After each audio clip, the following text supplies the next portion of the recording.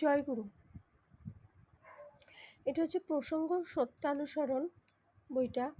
শ্রী শ্রী ঠাকুর সত্যানুসরণ বই লিখেছেন, আর পরম পূজ্যপাদ শ্রী শ্রী বরদাদা তিনি এই বইটার বাণীগুলিকে সহজ করে আমাদেরকে বুঝিয়ে দিয়েছেন। কারণ সত্যানুসরণের বাণীগুলি কি হয়, আমরা আমার মতন করে বুঝি, আরেকজনের মতন করে বোঝে। তাই যাতে আমরা সঠিকভাবে বুঝতে পারি, তাই শ্রী শ্রী বরদা প্রয়াস করে এই বইয়ের বাণীগুলি সহজ করে আমাদের বুঝিয়ে দিয়েছেন।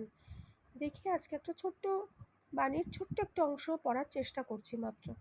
অনেকটাই রাত্রি হয়ে গেল, চেষ্টা করি অনেক সকাল সকাল ঘুমাবার, কিন্তু কোনোভাবেই হয়ে ওঠে না। এটা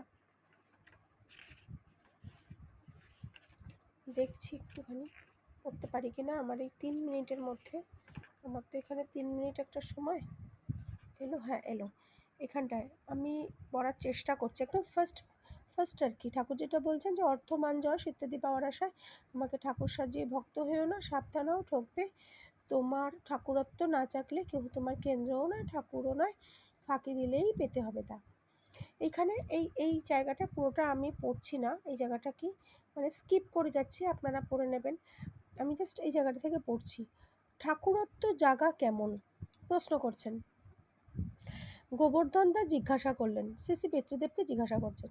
শ্রী শ্রী পিতৃদেব জিতেনদার দেববর্মনের দিকে তাকিয়ে হাসতে হাসতে বললেন, ওর প্রশ্ন হচ্ছে ঠাকুরত্ব আমার যে জেগেছে তা আমি বুঝবো কি করে? জিতেনদা উত্তর দিচ্ছেন, জিতেনদা মানে জিতেন দেববর্মন দাদা।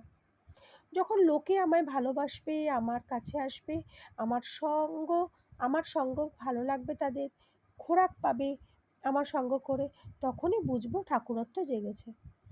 শ্রী শ্রী পিতৃদেব। এবার শ্রী শ্রী পিতৃদেব দয়া করে সঠিক উত্তরটা বলে দিচ্ছেন। আমার কথা হচ্ছে ঠাকুর কি করতে বলেছেন সেইটা দেখতে হবে। তিনি বলেছেন তুমি অকপটভাবে করে যাও।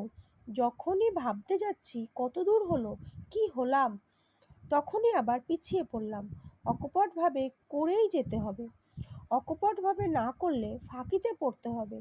আমার ঠাকুরত্ব জাগলো কি না আমার জানার কী প্রয়োজন?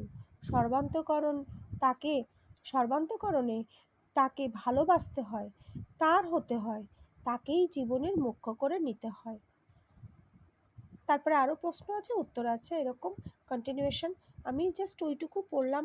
আপনারা সবাই যদি বইটা সংগ্রহ করেন, 150 টাকা দাম। জয় গুরু, সবার মঙ্গল হোক। জয় গুরু।